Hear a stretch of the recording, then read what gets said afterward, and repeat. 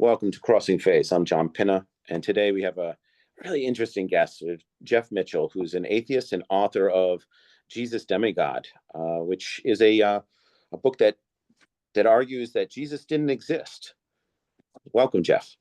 Thank you, John. It's good to be here. Yeah, I mean, our initial conversation was my sort of split brain because I'm a person of faith and I'm Muslim, so I believed in Jesus, but from an intelligence perspective or from a national security perspective, if you look at the events, my briefing would be that something extraordinary is happening and these events possibly aren't correct.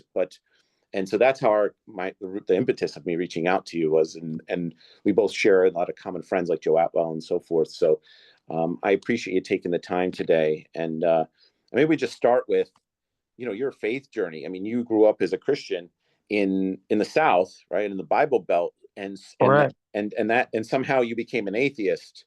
Maybe you could just unpack a little bit about your faith journeys for our listeners. Definitely, and I think I really need to, because when you introduce me as an atheist, that still sounds strange to me, because I say I've only been an atheist for like 2 years. I was a Christian for 46 years. Right. And so when you express like a conflict, internal conflict with saying, I can see one side, but I really feel deeply and strongly about faith and these things, these religions. It wasn't that long ago that someone told me that I was going to become an atheist. And I said, that's impossible. There's no way I could be an atheist. I've even got a video on my YouTube where a troll came into my TikTok live and he was trolling me, but he was playing the atheist and I was a theist. And this was only like 2 or 3 years ago at the most. And I was arguing the same things that I argue against now. So only 2 years, it's been a huge shift. And so I think the way you could summarize it quickly is, when I was a Christian, I was already fully convinced that every other religion was wrong, that every other God was just a made up God by different people and their God was not real. And so what I did was I dug deeply and I got honest with myself and said, you know what if my God is not real? What if my religion is the same that I consider every other religion to be, which is a man-made religion? So I said, I've got to be honest with myself. And I looked at my own religion and my own God with an honest intent to say, I want to go wherever the evidence leads me. And when I realized that, something as simple as, Mark 16, which says, Mark 16, verse 17, where Jesus said, whoever believes in me, these signs will follow them. They will cast out demons, speak in tongues, handle serpents, and drink poison, and nothing will harm them. And they can lay their hands on the sick and they will recover. I'm like, well, that doesn't happen. If I'm honest with myself, that's not true. That doesn't happen. And that's just one out of a million, or at least thousands of examples that through my studies, I had to conclude that the Bible is not a holy word of God. It's not accurate. It's not historically accurate. It's not consistent. And so I realized that it was a product of men and that there's no observable supernatural things such as healing or no results from prayer after a lifetime or half a lifetime, 40 plus years of living this. And I just got honest with myself and said, there's no power, there's no truth, there's no consistency. So the God that I believe in is now in the same category as every other God that I used to believe in, which is fictional.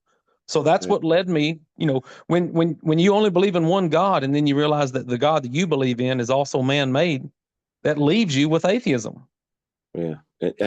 I think everybody's sort of collectively agnostic, right? No one really knows of God's existence, right? So, but everybody kind of, they don't know, but they might follow through a series of beliefs based on where they live or where they, or what appeals to them or what makes them feel good or what comforts them, And so, I would say in the podcast was that religion is community, theology, and identity. And it could be any one, two, or three of those things, and some people don't practice, but they're sort of culturally something like Muslim or Christian and stuff.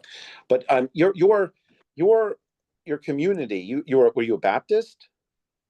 I went to the Church of Christ, and the Church of Christ, they don't use instruments in worship, and they think they're the only true Christians. So I was raised in a church that said that even Baptists and Methodists and Presbyterians and Catholics, they were all going to hell. It was only the Church of Christ that were the true Christians that were going to heaven.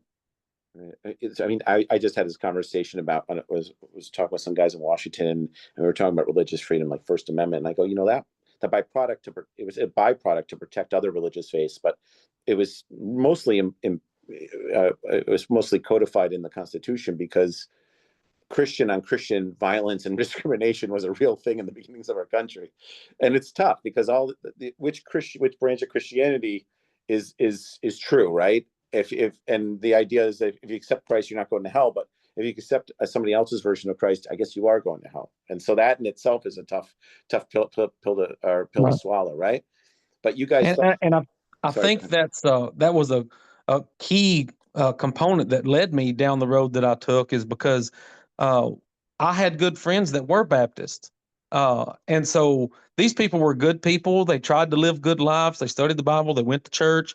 But yet I was being trained in church that these people were not true Christians. And I had sympathy and compassion for these other people. And I'm like, how can God be good if these good people that are doing the best they know how are not even, they're going to go to hell? I mean, so, and that was a very early thought that I had, but I was even though I struggled with that thought, I still accepted Christianity for many years after that. But I was always in conflict with how a good God could send good people to hell simply because they had a different belief system. Yeah, it's a tough pill to swallow. When it came to your practice, I mean, did you feel any? Were there spiritual experiences in your church? Like, did you, I've done a lot of multi-faith work, and I was in Kentucky with like the snake handlers and some of the other people in the mountains, and I've gone to some of the Pentecostal churches and Methodists and so forth, and it's collectively fun, right? There's a there when they're there was a evangelical church where they were running around with flags, and I go, what is this all about? And they go, well, we're invoking the Holy Spirit. And people are having a blast, and so and I go, okay. And it sounds like a little bit of hubris to me to think that you could kind of stoke the Holy Spirit, but I'm not doing the math on any of that, but there was a huge community component, and a lot of people were comforted and felt spiritual and would come out and they'd be jazzed and energized. Did you have spiritual experiences in church, or like what did you have those sort of euphoric elements where you started dancing? I don't, and I'm not trying to insult you, embarrass myself. I'm just saying I'm not sure. Where you So felt. the Church of Christ in general does not believe, it's not a charismatic movement. It's not even remotely similar to Pentecostal. So we did not believe that the Holy Spirit would come on you and cause you to do either cartwheels or dancing or speaking in tongues. We thought that 1 Corinthians 13 and 14 talks about the passing away of the spiritual gifts. And so we took the perspective that was already passed. And I had family members and close friends that were in the Pentecostal movement. And so I debated and argued about that specific topic while I was a Christian, taking the position that no, when you're speaking in tongues and doing cartwheels in church, that's just because you're emotionally involved in the service and you get riled up and you think that you're doing something holy when it's really just, little girls do feel the same way when they go to a Taylor Swift concert. Sure. Well, and music is a big part of a lot of Christian ceremonies, and then Christian rock is a big thing, right? So all that stuff, it becomes a very, very, you become part of the group think, which is not a bad thing. It's something that makes you have feeling and attachment to something that is charismatic, Right. and that community. So and so let me tack one more thing. So we didn't take the Holy Spirit charismatic movement, but also even though I felt like I was really talking to God and I felt like God was really there and I felt like God was intimately involved in every detail of life, I never saw anything supernatural. Never saw anything that I considered to be supernatural. But you live in Tennessee, right? Yeah. So You don't live in the Appalachians, don't go No, through I'm not in the mountains. not in the mountains. Okay, so because a lot of superstitions out there in the woods. Right. So Little snake handlers, yeah. yeah, well, yeah. Well, I'm just saying, is there any, like, so did you ever experience anything supernatural outside of church? No, nothing at all. And I've even argued with some really close friends that I respected, like a woman that I talked to, I met on TikTok. Uh, and she says that when, she hears noises in her attic and she believes there's ghosts and stuff in her attic. And I say, I can guarantee you there's no ghost in your attic. It is either, the wind blowing or movement or something's balanced, Nice. something, yeah, mouse or something like that's causing these noises. Or it is possible that you are just imagining that you're hearing things. That's possible too. A lot of people don't want to admit that they're imagining things, but people do imagine things. Sure, sure. Well, yeah, I just wanted to clarify, just kind of see, where you were on this sort of spiritual spectrum as far as experience, because sometimes people just feel things, and or see things and say, I can't really explain it. But so here's the thing. So you grew up Christian. You're majority of your life you're Christian. Then you start asking questions, and so a lot of people don't ask questions because they end up, they don't want to confront what might be a reality that might change the course of their Right. lives and their beliefs. I mean, that's a big step. I think in our previous conversations, I was saying, part of the reason why we have this podcast is to unpack things and talk about doubt and back and forth about the ups and downs. But for someone like you to do that, it's a huge undertaking. And at any point, was there, you can always just say, you want to know what, I don't want to, it's not my circus, it's not my monkeys, I don't want to go down that road. What made you stick on that, stick to the question and keep pursuing this path, knowing that it might completely derail your identity as your faith identity? And I think that's a great question because you mentioned it a little bit earlier. People associate, or the reason they feel so comfortable in their religion, maybe it's community, it's a sense of belonging, or something gives you your identity or something like that. My central core value is truth. Oh, and I thought Christianity was true. That's why I would argue against everybody that disagreed with me. I thought it was true. But I view my core central foundational principle to be truth. I believe there's so much deception out there, and and I think there's very few people that are willing to go and when I say truth, I don't mean subjective truth, because subjective truth is opinion. If it's your truth and my truth, then that's only your opinion and my opinion.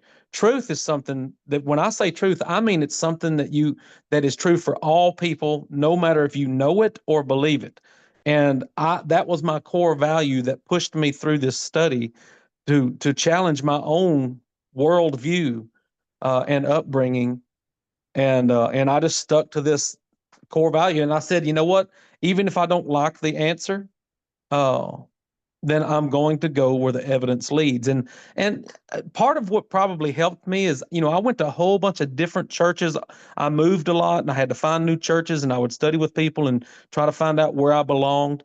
And in some cases, I would go to a church for, 3 or 4 years, and I would even talk to my wife and say, we've been going to church here 3 or 4 years, and we know everybody's name. They know our name, but yeah, we don't have a real intimate relationship with anybody. We just say hi. We just meet when we go to church. And so I didn't have, uh, uh, with the churches that I went to, I didn't have developed these super strong ties with people that would override my desire for truth. Now, I had some really strong ties with friends that I had met through church, but I didn't go to church with them anymore. We were just friends still. But when you move, that bond is weakened when you're living 3 or 4 hours away and you can't see them as often as you used to.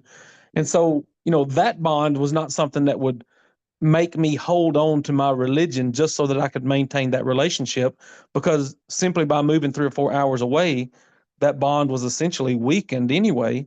And Mm. so I was like, you know what? I just want the truth. So, and so so I it don't have forced you, anything holding me back.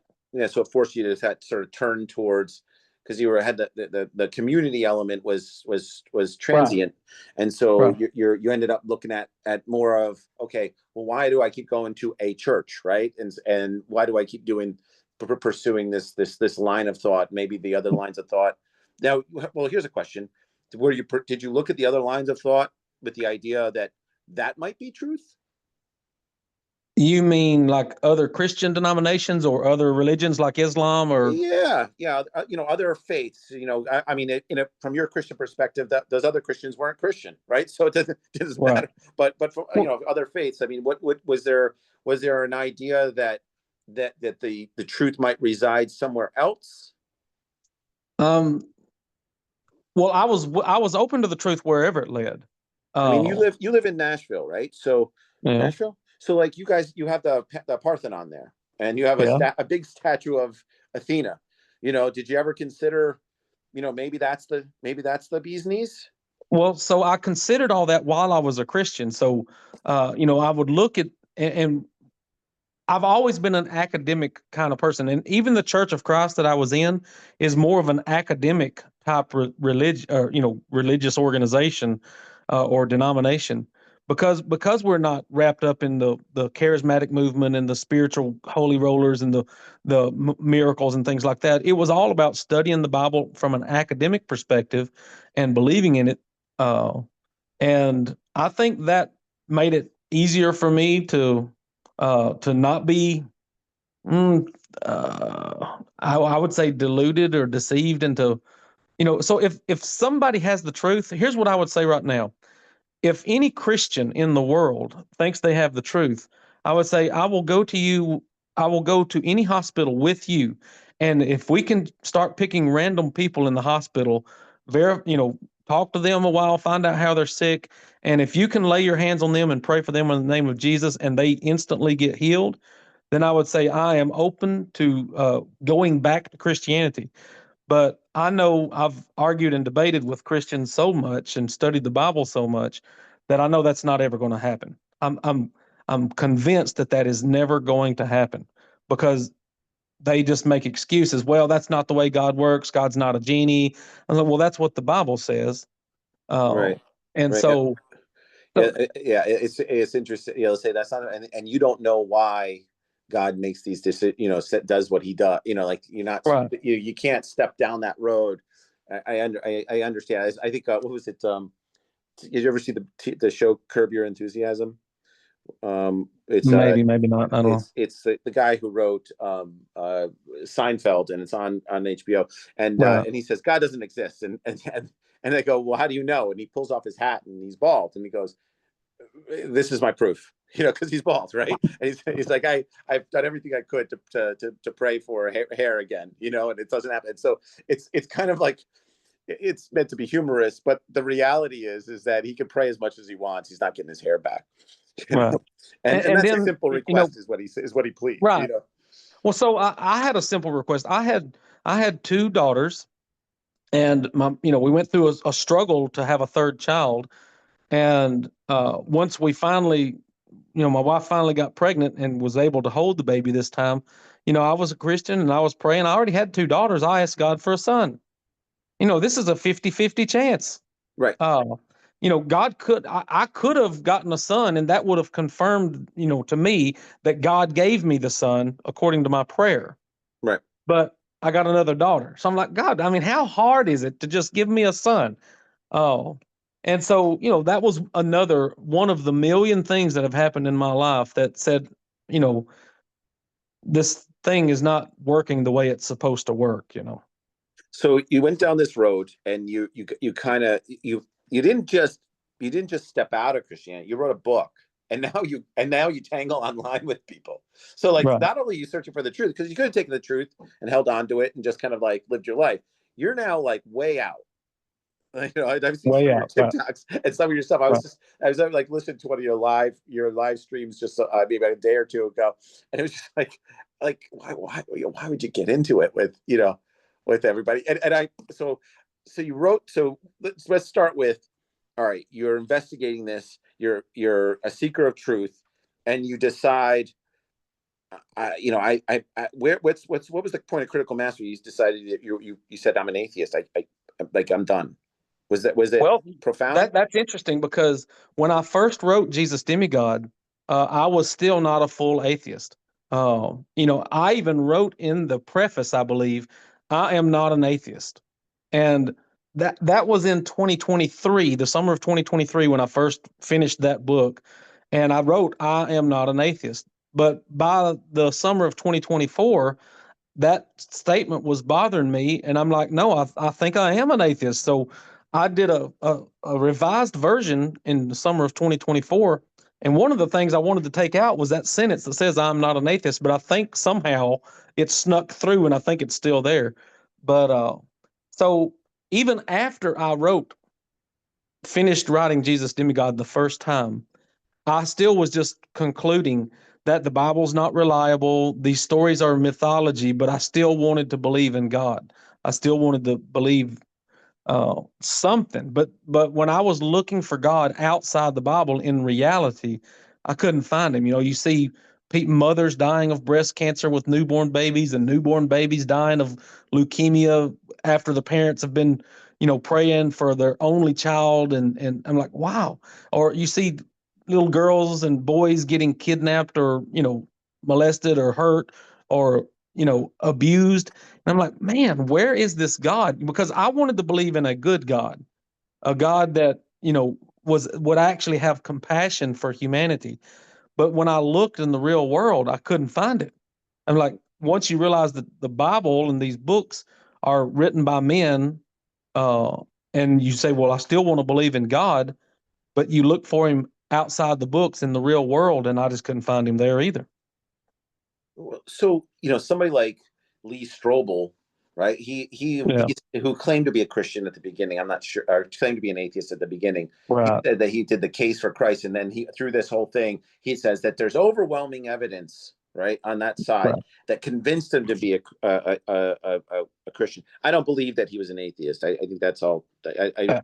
I have a hard time believing it as well. Yeah, because no matter how many ways you slice it, there's no physical evidence. There's very little sort of peppering of even in the historical record of a pious guy who may have done this or may have done that. But the thing is that I'm trying to when you're if I take the two, like we know the case for Christ is there's been a movie about it and all kinds of other stuff. So how when you're the reverse happened. You went on the same journey, Yeah. Strobel, and the reverse happened. What? So walk me through, what happened with that. Like I said, the elements of the books that got you to the point where your conclusion is the 100 Right.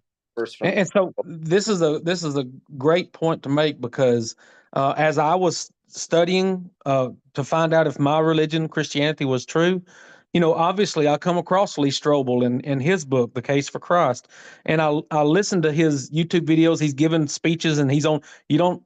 I mean, I didn't read his book, but I've listened to him give like an hour presentation about his book, so I know the kind of evidence he's presenting in his book. Sure. And my book, Jesus Demigod, is essentially a rebuttal to Lee Strobel's The Case for Christ. And so the points that he makes, the arguments that he makes, when he says there's evidence for Jesus, what I'm doing, so he'll bring up Josephus, for example.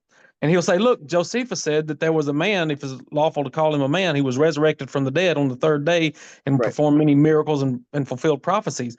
I say, well, if you study uh, the Yeah. that passage, the Testimonium Flavianum, you'll find out that practically all scholars know that this is a passage that was altered by Christians, most likely Eusebius in the 4th century. So when you're making an argument that Josephus talks about Jesus, but then when you just look a little bit deeper at the authenticity of this passage and find out that it's not authentic, that it was a Christian manipulation, then that says, oh my goodness, now the strongest evidence that Lee Strobel is presenting is completely worthless. It's a Christian forgery. And another example that I'll bring up is people want to say there's 5,800 manuscripts of the Greek manuscripts of the New Testament. Right. Well, in my book, I've got a whole chapter dedicated to manuscript evidence, and I point out how these manuscripts, most of the manuscripts, were developed many centuries later, and like 1,000 years later or 1,400 years later. These are when these manuscripts were duplicated and multiplied. The earliest manuscript we have is from the fourth century. The earliest complete New Testament we have is the Codex Sinaiticus in the fourth century, which is when Constantine made Christianity the state religion. So, of course, we're going to start having better evidence when the Romans demand that everybody be a Christian. And Yeah. so, and even if we had 50 billion manuscripts of the New Testament, that still wouldn't mean that it was true. It just meant we made a bunch of copies of it. And so Right. Lee Strobel is making the wrong conclusion, and all Christians do the same thing. They say, oh, there's 5,800 manuscripts of the Bible. That makes it true. That is absolutely false. It doesn't matter how many copies of something you have. How many Spider-Man comic book have sold? Just Right. because Right. there's millions and billions of comic books in the world doesn't make them true. Uh, We also found like the Dead Sea Scrolls and the Nag Hammadi stuff, which is dated, it's from the time of Jesus, and mhm. it shows tremendous diversity in the religious movements there that are nothing like the Christianity that exists today. Well, so there's in the Dead Sea Scrolls, there's no New Testament at all. Right. So now Nag Hammadi is Gnostic text that does talk about Jesus when he was a child, like the infancy gospel. And so I studied all this stuff when I was doing my research. And so when you've got all these Gnostic texts that talk about Jesus killing babies on the playground when he was, 5 years old or something, and Right. and then he goes to school and he knows more about things than the teachers, so he kills his teachers at school, and then he resurrects them from the dead because he feels guilty about it. Look, this is obvious, outlandish, outrageous stuff. No wonder they cut it out of the Bible and say you can't trust this stuff. Uh, but then when you look inside the Bible, there's just as many ridiculous claims that are not verified in history, and and it even contradicts itself. The Gospels, all four Gospels, are contradictory. So the evidence we have for Jesus is just abysmal. It's horrible. And people were writing about supernatural characters doing supernatural things, but there's no evidence in history that any of those things actually happened. Right. It's Hitchens, who was very much very, very passionate atheist, who always said, why do you believe Jesus did this stuff and Zeus didn't? He'd go into all these Right. different things. It's like, it's all the same.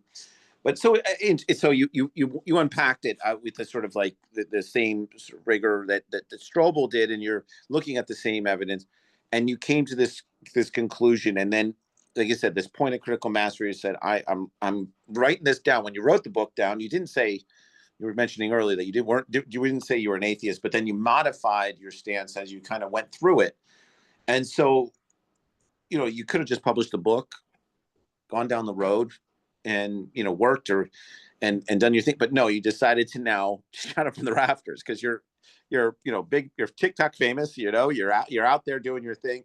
What pressed you to kind of evangelize the idea behind atheism and your findings of truth?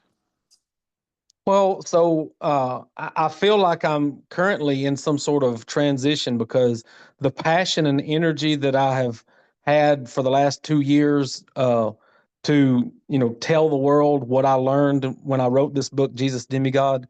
Uh, I've had so many people that demonstrate that they don't care what the truth is. They want to believe what they want to believe, and it's really disheartening to me because I thought that people wanted the truth, and the reason I had so much passion and energy is essentially, and I've said this many times on TikTok. Uh, I wish that I had met me 20 or 30 years ago, maybe even 40 years ago. I wish that someone had told me what I know now. I wish I had another chance to live so that I could live in reality instead of deluded by fantasies and fiction and mythology, because I've wasted half my life at least believing things that I now uh, do not believe are real. And so I feel like I've wasted half my life. And so I felt like people deserved to uh, to know the truth about where these stories came from and that they're not true, because they can live their life in reality. But I'm starting to realize that, the core fundamental principle in most people is not truth. It's whatever brings me comfort. And a lot of people don't want to study as much as I've studied. That they don't want to be as diligent to dig, and not willing to change their worldview. And there's a huge majority of people that I believe that they say they want truth, but they really don't, because everybody would say they want truth, I think, but not everybody's willing to actually admit that what they currently believe is not true.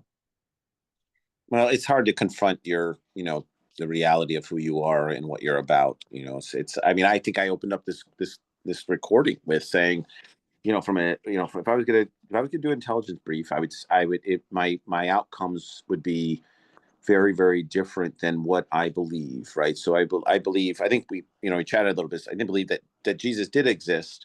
I think that there's, I think there's too many players at bay. That doesn't negate that someone wrote something later and then modified a document or modified the characters and their actions. But I think the salacious sort of story of the resurrection and all that business, from it, if you look at it from, like I said, an intelligence perspective, you can really unpack it. And you, when you do unpack it, you're going, gosh, this doesn't seem right. And then if you were doing a briefing for someone who would make a decision, and on what is and what isn't, I think the outcomes would be very, very different, because I kind of approach it from a standpoint of, Jesus was a prophet, and you got to focus on his priesthood, which is very positive. He claimed to be the Messiah. He wasn't greeted as the Messiah, and as a result, something else had to happen, and that paved the way for Islam, right? I'm more than willing to admit that the idea that it seems very strange that God only communicates with us through books, and Wow. prophets, and it would, if my sort of argument against God on earth is like, well, in Islam we don't believe that God can embody a person, but if I was talking to a Christian, I'd say, like, well, why didn't he just eliminate all sickness and let us all live to 110 years old, and then say, but if you get yourself killed along the way, that's your fault. But all sickness is gone. You can live to 112, and by the way, there's a big chocolate fountain in every country. Like something that would just be undeniably great. Right. But that doesn't happen. God's very, very strange in how he interacts with us, and it appears that he plays favorites. So Right. And so, those are the things when you look and say, well, if you think Islam is true, or you think Christianity is true, or Judaism, or anything else, you have to conclude that God cannot communicate sufficiently so that people can understand who he is or what he really wants. Uh, and so you have to believe, to accept any of those religions, and the Islam perspective, you have to believe that God either allowed people to change the Bible so that people can't know what's true, uh, or uh, or that God just wasn't really speaking the truth through the people who wrote the Bible and created Christianity, and that the people who wrote and created Islam, these people were the true ones that had no errors and mistakes. And it's really just an irrational position to get, I believe, to where you get to say the people who teach what I believe were accurate, but the people who taught what others believe, they were mistaken. Or, so you have to believe that God allowed this chaos and confusion, and that he's not a very good communicator. So give me give us the argument. The outcomes of the book. So God is, or Jesus didn't exist. That's your Right. So, conclusion. So how do we get there? well, so my idea why I like the book so much is because I think it's highly organized. each chapter is I was viewing it like a class in school. So I have a philosophy chapter where I just look at the impacts of Greek philosophy and a particular philosopher, Philo from Alexandria. And when I studied what Philo taught, who was a Hellenized Jew, so he's teaching, Platonic Greek philosophy from a Jewish perspective. Right. And I saw so many similarities between uh, Hellenistic Jewish philosophy and what eventually became Christianity. And so that chapter gets you in the mindset of, let's look at the philosophy of the day and see how that became Christianity. And it's not Jewish philosophy, it's Greek philosophy. Even though it was a Jewish man, he was a Greek philosopher who spoke Greek, wrote Greek, and idolized uh, Plato. So, and then, I've got a whole chapter, as I said, on manuscript evidence. So it gets you in the mindset of looking at the manuscript evidence. There's a whole chapter on prophecy where I talk about how none of the prophecies, when I learned that there's not a single prophecy anywhere in the Old Testament that's actually about Jesus, and when you pair that with the fact that the Old Testament was written by people who spoke and wrote Hebrew, and the New Testament was written by people who spoke and wrote Greek. And then, like, chapter 1 of the book is about the war between the Romans and the Jews. So chapter 1 is about preterism, or about uh, the Roman Jewish wars. Because when you read the New Testament, there are hints or direct references to the destruction of the temple in 70 CE, like uh, not just in a few places, but all throughout. When they're talking about the coming wrath of God and the judgment day, Judgment Day is always, and there's been many judgment days, and Judgment Day is always associated with a war. And this is why, Christians talk about the great battle of Armageddon in the book of Revelation. Well, the whole book of Revelation is a direct reference to the Roman Jewish war and the destruction of the temple in 70 CE.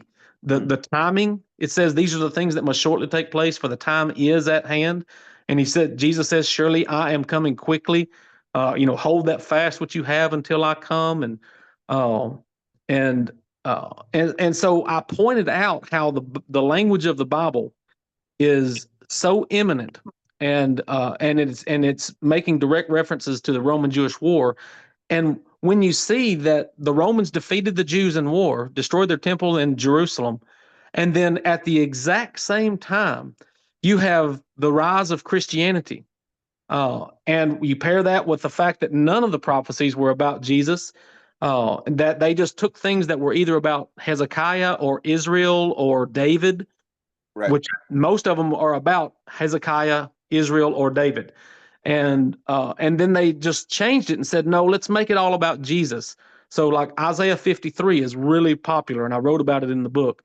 That Isaiah 53, in its context, is most definitely talking about the suffering of Israel in Babylonian captivity. The Right. context is very clear. But when you take chapter 53 out all by itself, and it says, "Oh, he laid on him the iniquity of us all, and he was without form and without beauty, and he was despised and rejected by men," so, oh, that sounds exactly like it's talking about Jesus and Jesus only. Like, yeah, it does sound like that because they created Jesus. Jesus was not a real person. They created Jesus through literature. They found verses like that were talking about Israel's suffering, and then they created a suffering Messiah. There's not a single prophecy in Jewish scripture about a Messiah who was going to die on a cross or die in any way. That's completely opposite to what a Jewish Messiah. A Jewish Messiah is supposed to help Israel. Jesus Right. came to threaten them and to warn them of their destruction. Right, and it's a war. I mean, the Jewish community back then, and it was a very militant. They and I mean, was able. I mean, they had the first Jewish war, the second Jewish war, revolt, there's a tremendous amount of history associated with, Jewish rebellions while they're under the yoke of the Romans. And so it seems really strange that there would be this peaceful movement injected in there. And I know that I'm aware of, like you said, Joe Atwell's book, the Caesar's Messiah, the idea that, if they spin this in a different direction, then where you have a Jewish rabbi advocating for peace, then it might be a counterbalance to these militant Jewish movements like the Zealot movement. How much does that play into your thinking? Well, so when I finished writing Jesus Demigod the first time, I was unaware of Joseph Atwell and his book Caesar's Messiah. Somebody, when I was talking live on TikTok about the things that I learned, somebody came on and told me, "Have you read Caesar's Messiah, Joseph Atwell?" I'm like, "No, I don't." And so there's a movie on YouTube. It's called Full Movie Caesar's Messiah, and it's like an hour and a half. And so I went and watched that, and I was like, "Holy cow! This is like exactly what I've come to. This is what I've concluded." Not exactly, because Joseph Atwell looked intently and detailed at the relationship in its intimate details between Josephus and the Christian narrative, the Christian gospel. And he pointed out a bunch of things that I was not aware of, but it was in complete compatibility with everything that I had learned and put in Jesus Demigod. And so I got Caesar's Messiah and read it. And I don't agree 100% with everything, because I believe Joseph Atwell says that Josephus is the guy who wrote the Gospels. And I don't think Josephus wrote the Gospels, but I do think that whoever wrote the Gospels was using not just the Gospels, but the book of Revelation, and this whole concept of Christianity was based on the Roman Jewish War and the destruction of Jerusalem in 70 CE and the writings of Josephus. And one of my favorite examples is when Josephus writes about after the war in 70 CE at the destruction of the temple. He's walking through Jerusalem, and it's complete shambles, and he sees three of his friends that are crucified, and he asks the general, or Caesar, I know these guys personally, can I take them down? And he says, sure, if you know them personally, take them down. But yet, one side note is that Josephus was supposed to be a traitor and a prisoner of war, but yet now he's held in high regard with Caesar. And so he takes these three guys off the cross. Two of them die, but one of them survives.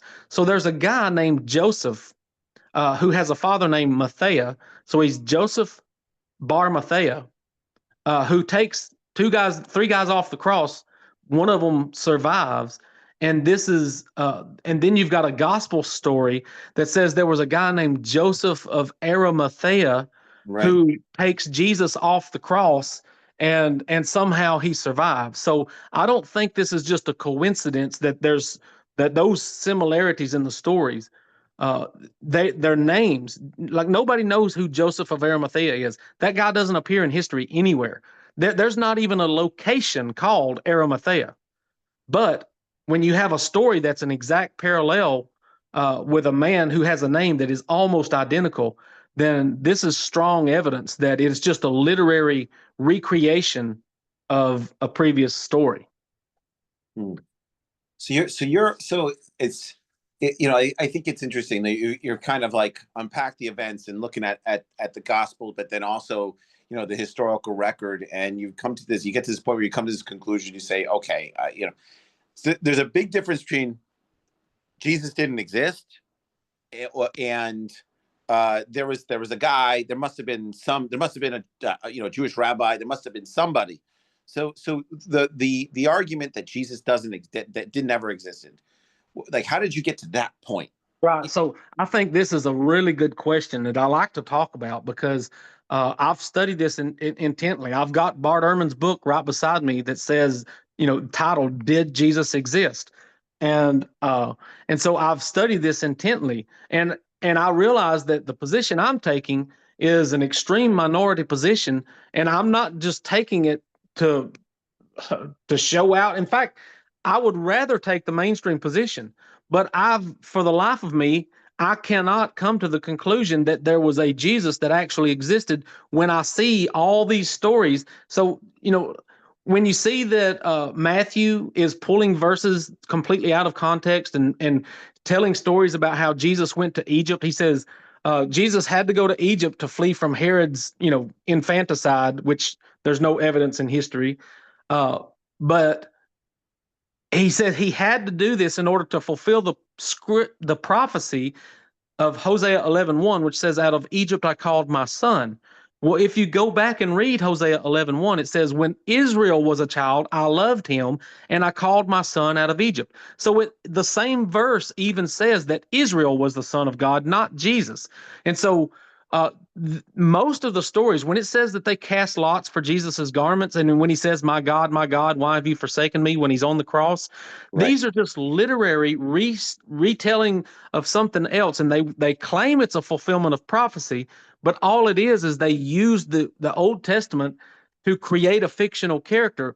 And so when you see so many parallels between literature and you see no evidence in history, nobody even wrote about Jesus during the entire first century. Nobody. And Right. so the people that were writing about Jesus were just looking in books and they were creating a story. And so, and the other critical thing that you have to ask yourself, if there was a real person, by the name of Jesus or Yeshua, whatever you want to call him, that was a prominent figure, a cult leader, or a Jewish preacher, whatever, some sort of person that made an impact, even if it wasn't exactly what the Bible says, if it was some sort of character, then you say, well, what would be the reason or motivation for people to attribute these supernatural things and the resurrection from the dead and the healings and all those things? And I have never came up with a proper explanation of that, and I've never heard anybody even present a rational explanation for who or why they would attribute supernatural things to somebody that just died just made the Romans mad and wound up getting crucified. And then why are you going to try to deify some dead guy that didn't accomplish anything?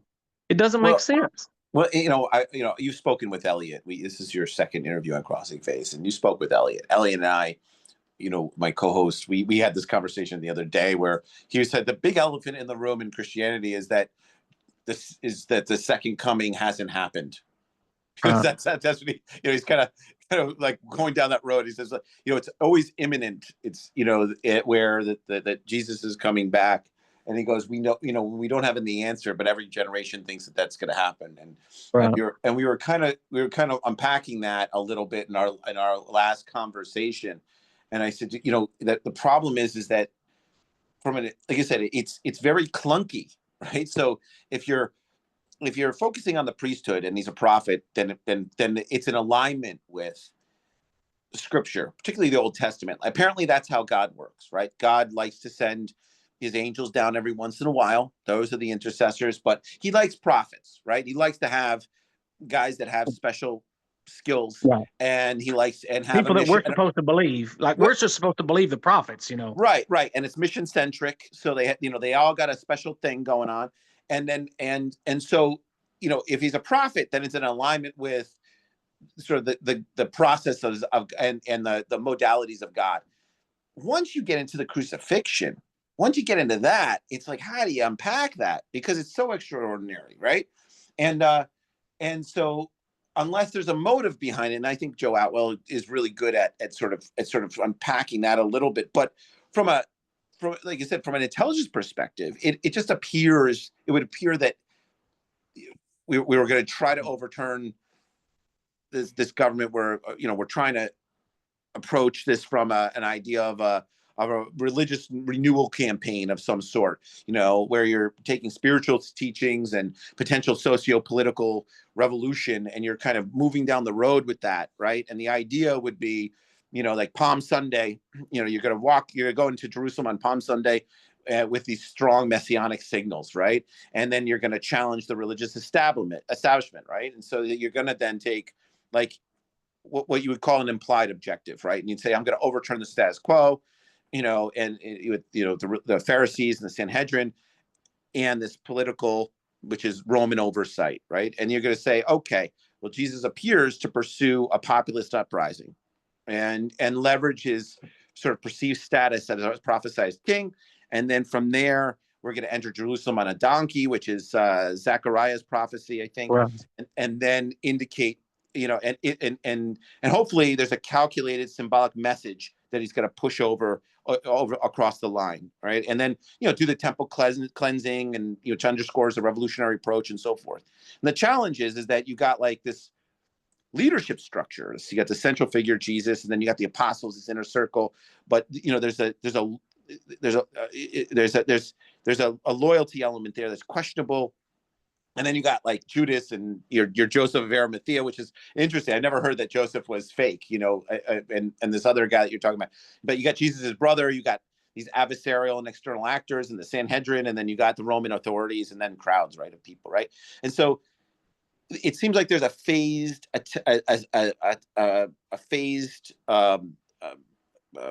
approach to how the Jesus story or the Jesus the person approaches this, right? And the idea, you have that Palm Sunday, right, which is and he's entering entering into Jerusalem, and then it's where like the pinnacle of his popularity, right? He's coming through, and it appears that there's no plan for sustainable momentum, right? Because it doesn't emerge out of that, right? He goes into the temple, he cleanses it, he comes out, and then he challenges the religious authorities. But then what happens is that he provokes the Sanhedrin, and to escalate this, and then this confrontation doesn't work out. And from intelligence perspective, you'd say, well, maybe he moved into Plan B. You'd say, okay, there's a disintegration internally with his, Jesus predicts his betrayal. And then from there, it suggests this like compromise of the inner circle, right? And then from there, Jesus knew that Judas was infiltrating or exploiting something within the inner circle. You have the arrest and trial and the collapse of the strategy. Then you have his arrest at it's Gethsemane. Gethsemane, is that how you say it? Gethsemane is what I say. Gethsemane. Okay, Gethsemane. Sorry, I had no idea. And then followed by a rush trial, and then the crucifixion. Then the idea would be that there are clear signs that the operation has failed, and there is a security breach, that the inner circle disperses. Peter's denial underscores a breakdown of the command and control. Then from there, you got this crucifix, this final loss. Jesus is publicly executed. Then from there, you get into this thing where you got this, apparent failure is solidified. And then you got this post-crucifixion, this tactical pivot. So Joe of Arimathea then secures Jesus's body and is in a prepared tomb, which is peculiar, right? And then from there is the assessment would be this suggests that the elements were premeditated and there was contingency planning. And Joseph's intervention appears to be strategic and not to be spontaneous. And then you got this 40 days afterwards, which a lot of Christians don't like to talk about. But here you got, reports of resurrection, post-crucifixion appearances, and organizational reconstruction. Then you'd have this idea of the disciples regain momentum to reframe Jesus's death as part of a prophesied divine plan. And then, as a textbook example from an intelligence perspective of a narrative manipulation to maintain group cohesion. And then from there, you have the ascension, which Jesus departs, his disciples pivoting towards the building of a structured religious movement. But from an intelligence perspective, you say the apostles consolidate power and establish a groundwork for what will become the early church. And then it's an ideological framework for economic stability. And here's the thing. That's a pivotal moment, because if he was a real person and he's doing the same thing he did before, that where he had to institute Plan B, then they might have consumed him. They might have killed him. That might have been the point of complete betrayal, and say, we can't have this guy futzing around, and now trying to do the same thing he did before because it failed. So why don't we turn this into a business? And so from an intelligence perspective, this would be like the briefing, right? And then you'd say, there's a, if you're going to say from an intelligence implication perspective, you say there's a strategic failure in Plan A, right? The initial objective failed to establish the kingdom and overrun the religious establishment. Two is Plan B is the contingency operation, which is this spiritual resurrection of narratives with key insiders, Arimathea, James, and the surviving apostles. And then from there, you have an organizational resilience plan, which is Plan C, which is the apostles' rapid reorganization into structure of religious movement. And so it suggests that there's a pre-existing contingency plan to sustain the movement without Jesus, or an opportunistic improvement in the aftermath of the But perceived but betrayal. but the people that would be organizing this campaign that you're talking about would have to be the people that benefited from Christianity, and that's the Romans. So the Romans would have to be the ones that were creating this narrative, saying that Jesus resurrected from the dead. They're the ones that benefited from it. The Jews did not benefit from Christianity at all. In fact, Christianity was the end of Judaism as we knew it, as they knew it. But didn't The the Judaism that apostles they knew. become cult leaders? They all became cult leaders. Well, so I don't believe the apostles ever existed either. So I don't believe that we have any. So Paul is the most famous. Peter was really famous in the Gospels, Right. but Paul is the guy that essentially started Christianity. He's the guy that most of the New Testament was attributed to. Right. But yet All the letters and business. there's not a single historical reference, independent reference to Paul at all. Every reference, in fact, just the other night I went back and read First Clement, Clement of Rome, and Yeah. he only makes mention of Paul twice. Once to say that he wrote letters, and once to say that he was dead. Huh. So and so even Clement of Rome, which is one of the earliest Christian writings that we have, which still could be in second century, uh, he never met Paul. And so the critical testimony or witness against Paul is Josephus. Josephus would have been a contemporary with Paul, Right. living at the same time, in the same location, in the same religion. They were both Hellenized Jews out of Jerusalem. Oh, and yet Josephus never mentions Paul at all in any way. The Christians didn't even add Paul to Josephus like they did Jesus. Paul is never mentioned in any way in Josephus, and if Paul was a real person, he would have been a contemporary. In fact, Josephus writes about uh, riding on a ship from Jerusalem to Rome for the Jews to defend their case before Nero, and he says that this boat shipwrecked at Malta, which is the exact same story that we have in the book of Acts about Paul. Paul was supposed to be on the same boat. And yet Josephus never mentions Paul, a contemporary Hellenized Jew from Jerusalem, riding on the same boat, but never mentions him. Right. He was a So, pretty popular guy, right? He's right. He's writing all these letters. He's promoting the Jewish Jesus, or the Jesus movement, the Christ movement, but he never mentions him. He never. But they have a but tomb, right? They have a tomb for him somewhere, and isn't Well, he? right, but you can have a tomb. You can have, but those when you go research when did they build these tombs?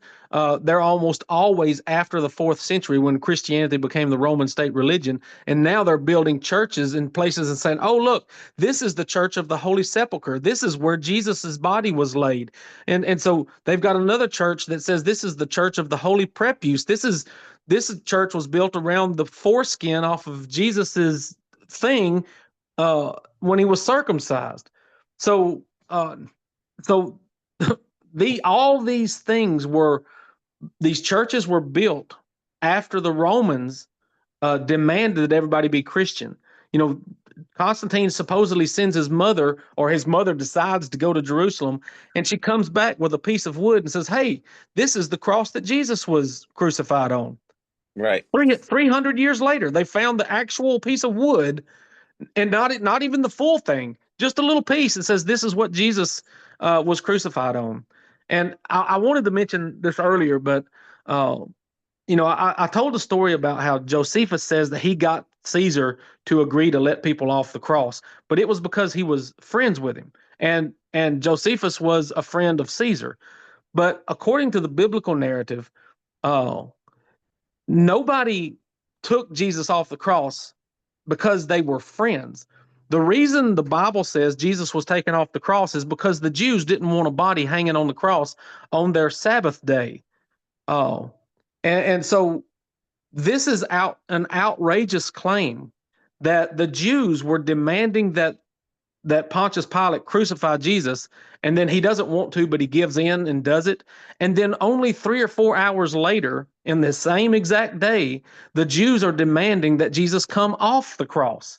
But the main purpose for crucifixion was to prevent the person from having the honor of being buried. That's the Right. main purpose. If you just want to unalive somebody, you could chop off their head or stone them or stab them with through the heart or Well, it's a something like that. message too. It's a message to not rebel. You don't want to end up like that. That's the Right. whole. So you're supposed to leave the body on Yeah. the cross like a billboard that says, "This is what happens to people who cross Rome." Right. But yet Jesus didn't cross Rome. Jesus crossed the Jews. And in the book of John, the Gospel of John, Pontius Pilate tells the Jews, "I find no fault with him. You take him and judge him according to your law." So Right. in John, Pilate gives the Jews authority to go stone him or whatever they want to do. I don't care. Just go take him out of my sight. But yet the Jews refuse. And this is illogical. It's irrational. The only thing the Jews wanted was Jesus dead. They didn't need him crucified, but they were demanding that he be crucified. Then they demanded that they take him off so that he could get a proper burial. That's not logical. So it's not even logical that Jesus would have ever been in a tomb at all. His Well, body should have rotted on a stick. from an intelligence perspective, when you look at there's a number of unprecedented events, that happen right on these final days with Jesus. I mean, the idea that there's this messianic proclamation right in a Roman controlled city is that in itself is pretty outrageous, right? So you have the first time a public figure sort of rode into Jerusalem during Passover, right? And then Jewish leaders and Roman authorities alike would have this sort of they viewed this as a very dangerous act, right? The donkey and all that other business, the cleansing of the temple, that's direct confrontation with religious authorities, which is a really peculiar thing to happen. The trial at night, which is a violation of legal norms. Mm-hmm. Right. There's the trial during Passover, which is definitely a violation of Jewish religious Right. observance. Multiple trials in less than 24 hours. I mean, that's it. We'd call that a judicial irregularity. That's what we would call Right. that, right? Then we'd Well, say, I would call it an impossibility. So it's not just an irregularity. The sequence of events that you have to believe the Bible is absolutely impossible. And well, plus, besides that, it's they're all the Gospels are even contradictory. Matthew, Mark, and Luke all say that Jesus ate the Passover meal before he was arrested and betrayed in the garden and then tried. But yet John says it was 8 days before the Passover. They're eight right. days off. Yeah. Well, I mean, I mean, the statistically and the idea of the confluence of events. A lot of people think it was just like a trial, but he went under 6 different trials. That's extremely peculiar to do during this short span of time, right? So because he went to before the high priest Annas, and then he went to Caiaphas, then he went to Sanhedrin, then he went to Pilate, then Herod, right, and then returned back to Pilate for final sentencing. That's getting all those people together in the middle of a holiday in the span of a week is outrageous. Right. Right. And then his execution is under is execution is under 24 hours, which is Right. it's like a breach of it's a Roman legal breach. It's Right. unprecedented that would happen. An arrest, a trial, Especially conviction. especially when Pontius Pilate makes a public proclamation that he finds no fault with this guy. So this would be the utter humiliation of Pontius Pilate. In fact, if the Bible story were true, then the Romans would have crucified Pontius Pilate for making such a mockery out of Roman leadership. If the Roman governor could be controlled and manipulated by the subjects, by his own subjects to first of all crucify somebody that he didn't want to crucify, and then to take him off the cross rather than let his body sit up on the cross for a week while the birds eat his flesh, and making a public proclamation that I find no fault with this guy. He's done nothing wrong. And then you have to tuck your tail between your legs and say, "I'm sorry, the Jews demanded it, and I just had to do what the Jews told me to do." Right. And Pontius was, he's a pretty ruthless guy. If you read about who he was, Right. So it's like, but yeah, he's crucified and removed before sundown, and then he dies in an unusually short time. And then you have this burial in the private tomb, which is like as you said, it's like sort of this unprecedented honor for a crucifixion victim, Right. And then you have the guarded tomb, which is a Roman. It's a strange, the Romans are guarding the tomb, which is peculiar. And Well, then it was actually Jewish guards. So according to John, the guards when they when they see the angel or whatever, they run back to the chief priest and tell the chief priest what all happened. And then the chief priest say, this is another joke of a story. The chief priest tell the soldiers, if anybody asks, just tell them that the disciples stole the body while you were asleep. And if Pontius Pilate finds out about it, we'll take care of him. So the Jews in the story, and this is in the Gospel of John, they claim to be able to control Pilate and even convince him to believe that somebody stole a body. But yet, why would Pilate even care? He didn't even want to crucify him to start with. Right.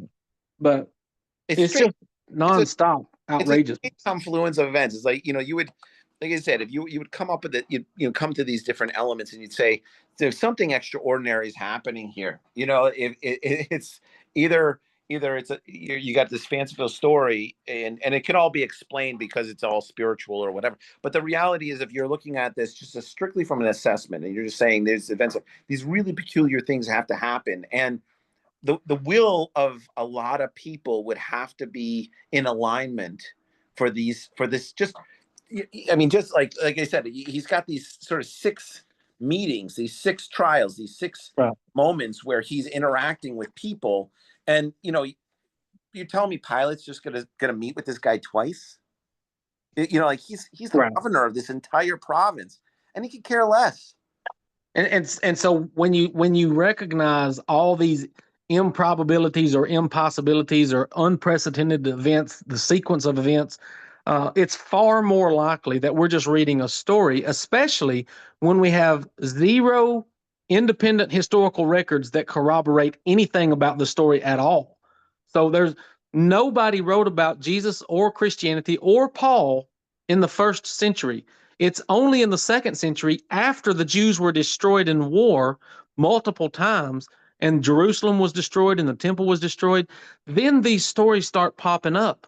And they're not even written as if they're eyewitness testimonies. I mean, Luke opens up saying, I'm just writing things that many people have written before me. So he admits that he's just writing stories and rewriting stories.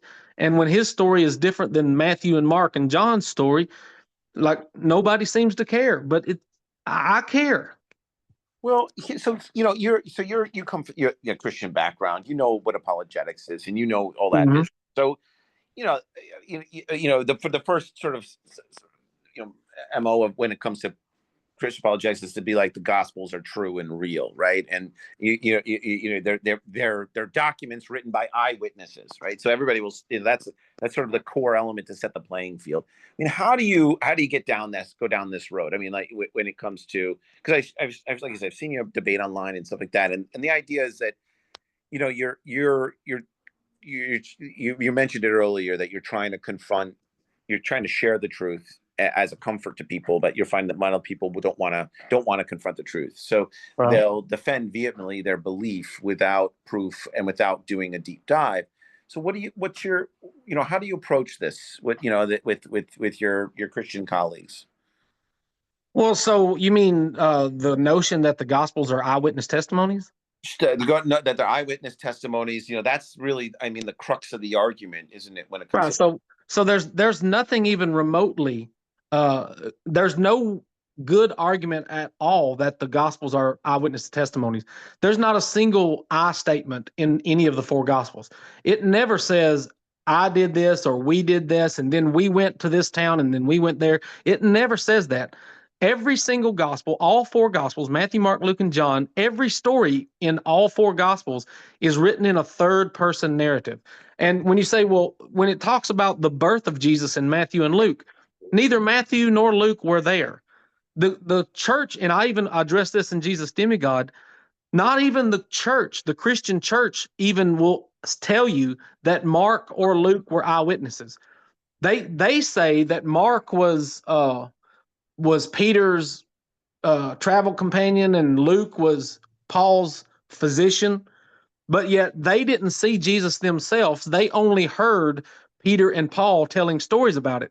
So even if the church narrative is true, and I don't think it is, but even if it is, Matthew and or Mark and Luke are hearsay stories. Right. That's what the Christian church says. Only Matthew and John are considered to be eyewitness testimonies, but yet there are statements written into Matthew and John, like Matthew 9:9 says, then Jesus walked by a man named Matthew sitting at the tax collector's booth. Jesus said to him, follow me, and then he followed him. If it was a first person narrative written from Matthew's perspective, then it should say, I was sitting at the tax collector booth when Jesus walked by. He told me to follow him, and I did. But that's Right. not what it says. So they're not written as if they're eyewitness testimonies. They're written in third person narrative, and they're written about things that nobody could have even witnessed. When the birth of Jesus, none of them were there. The temptations of Jesus in the wilderness after he's fasted for 40 days and being tempted by the devil, nobody was there to see that.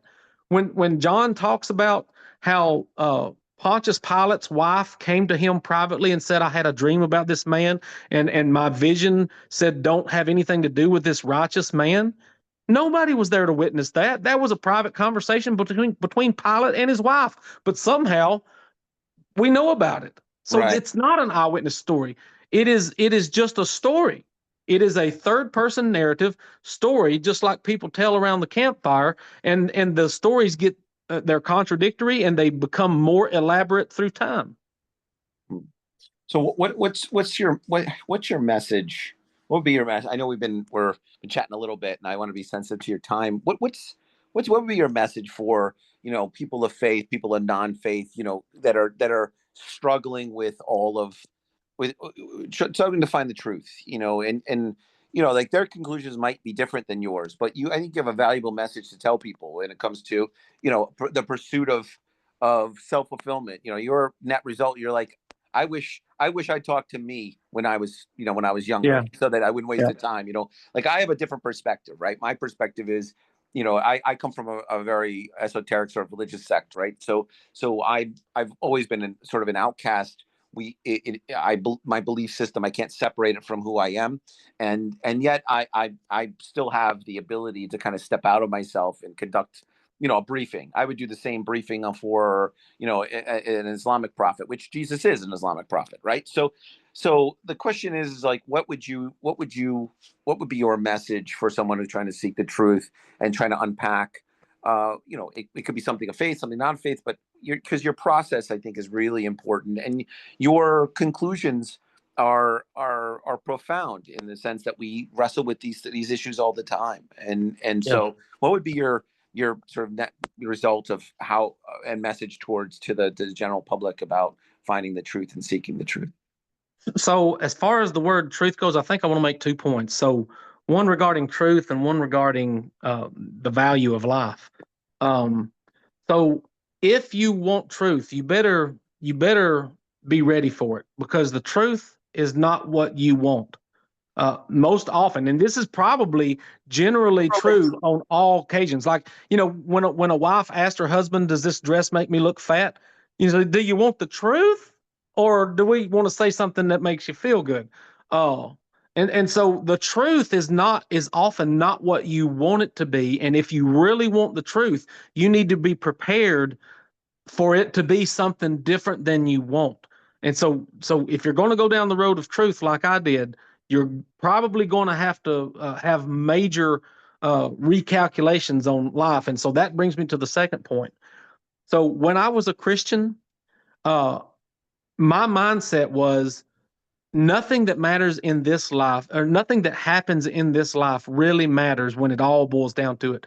The only thing that really matters is whether I get to go to heaven or not, because I place all my value in going to heaven when I die. And what I realized is that I was basing that hope on something that is, as the Bible would say, building your foundation on sand. You don't have a firm footing. This is a faulty foundation. And so when you place all your hopes and dreams in something that has a faulty foundation, uh, you know, people say, well, hey, I don't have anything to lose if I'm a Christian, and I die and it's all over. I didn't lose anything. I say, yes, you did. You spent your entire life believing something that's not true, and that is a huge cost. And so what it did for me is it recentered my focus on what is important instead of placing all my hopes and dreams in what's going to happen after I die, I now place all my hopes and dreams on what's going to happen before I die. I need to value this life and make the most out of this opportunity, because I realize that there is no promise, no reliable promise of life after death. I believe now when I die, I stay dead. That there is no conscious existence after death. And so now I realize that this life is what really matters. So it actually increases the value of this life. Instead of devaluing this life and placing hopes and dreams in death, now I increase the value of life, and death serves no purpose anymore. It's just the end of life. I appreciate that perspective. Like I said, I think it means a lot that I think even the most devout Christian struggles, or a religious person, somebody, person of faith, struggles with the big questions, particularly as they get older. You and I are pretty much the same age. I think I got a few years on you, but we've been around the block a little bit, and it's my conclusions are a little bit different, because I hold dear the practice and discipline of my faith, and the religion is my business. So I've maintained my identity, because I do believe in it, but it's also part of something that can't be separated. And maybe it's too late for me, but in the same respect, I think it's important to have that. Have people out there like yourself who are judicious and who are pining and put themselves out there. It can't be comfortable to be back and forth on No, issue of it's faith. definitely not. I mean, No. I do the same thing, even though I am a person of faith. It's not great being a Muslim in America. It's not great. Yeah. So and I'm like a good old boy in the middle of Kingston, New York, and upstate New York. It's not that easy. But the reality is that it's I think the idea of being judicious, the idea of pursuing truth, the idea of engaging like you and I are doing, we disagree, but we're on the phone as friends, we're leaving as friends, that sort of thing, Right. and so I appreciate you taking the time and that perspective and giving us your perspective. It means a lot. Yeah, I appreciate having this conversation with you, because, if more people could have a civil conversation when they disagree, then the world would be a better place. It's okay to disagree, but typically what I find is people getting all caught up in their emotions and start being, hateful and rude and yelling and irrational. And, that's not the way I want to spend my life. And that's why I've considered, in fact, I have decreased my presence online, because it's so discouraging to see these hateful attitudes just because you have a different opinion about things. Well, it was funny. I was just online, maybe the last week, and I made a comment, and I thought I was entering into an interesting conversation like you and I are having, and it just turned out that the guy was just trolling me, and it was just like, after a few comments, and I'm not thin skinned, you're just like, it's you get a little impacted and deflated sometimes, because everybody's just shooting from the hip. A lot of these people just shoot Yeah. from the hip, and they just want to occupy your time, and that becomes disheartening. But I appreciate you taking the time. I appreciate you chatting, and it means a lot. I think even for the faithful, if you're so faithful, and I deal with this with the Muslim community all the time. It's like that to be shaken so easily in your faith. It says a lot. Says something about you, especially if you're going to transact violence. It says a lot more about you than it does about the faith, and about the other person. And so, like with me, I think like I said, I said, let me just give you a disclaimer. Like, even if you showed me God didn't exist, I'm still going to believe it. Like I knew we had that Yeah. conversation at the beginning, and Yeah. I go, because I can't. There's just no. I, And And yeah, I appreciate that honesty. If people would just say, what, this is what I believe and this is what I want to believe and it brings me comfort, I'd say, well, that's fine. I mean, so that's, if you want to know what's true and why we come to these conclusions and what the evidence shows, then you might need to change your worldview. But if you are content and satisfied with your worldview and your faith system, and if it's part of who you are, then I'd say, if if that was, committing violence against other people, I would say now I need to intervene. But as long as you're not causing, committing violence or causing unnecessary pain and suffering to others because of your faith, and that does happen a lot, then I'd say, it's fine to believe what you want to believe as long as you're not causing problems. You can believe whatever you want. So Well, I don't think you're out there, flying planes in the buildings. I know you haven't done it yet. So, you know, I mean, it is something that happens, now and again. But in you any just got a event, parachute. You just jump out before the plane hits. I guess that'd be the thing to do. I mean, yeah, I wouldn't go down with the plane. yeah, I mean, the challenge with transacting violence, it's because most of what I do is intra-faith engagement, so it's about 80% of what I do. So I look inward into the Muslim community, and we unpack a lot of stuff. But yeah, and I think that's what more people need to do. I think Christians looked more inwardly within their own communities and conducted interfaith engagement. You guys call it ecumenical, conferences or councils, whatever. Then that would be much better than looking outward towards the other communities, because the other communities need to kind of govern them themselves and then collaborate to talk about the issues that come to bear, like we're doing right now. I was like, I believe Jesus was a prophet. I apparently God, that's how God communicates through angels, prophets, and books. Yeah. He plays favorites, apparently. Yeah. So and Yeah. I'll be honest with you, I don't know who the favorite is. I'll be honest with you, I Yeah. have no clue. So a lot of It's not covenants. me. It's not Yeah. me. I know God. I know I'm not God's favorite. So Well, somebody else. a lot of covenants, a lot of breaking of covenants, a lot of rules. Yeah. So it's a lot of smiting. So but and if all that is to be true, it is it's a tough pill to swallow. I wrestle with that all the time, particularly within my own community. But like I said, I appreciate you taking the time. It means a lot. Thanks so much, bud. Thank you.